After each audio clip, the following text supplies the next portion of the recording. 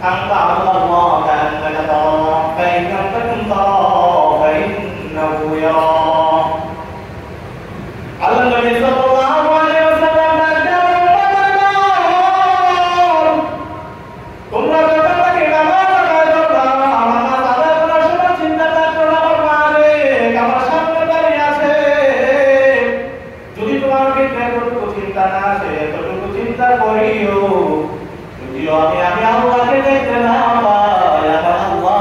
আমাকে দেখতেছেন পয়গম্বরের সাহাবী রাদিয়াল্লাহু তাআলা আনহু তুমি যে নামাজ পড়ো আল্লাহকে দেখো কিনা অজলানি দেখতে বলো আমি আল্লাহর ইবাদত করি না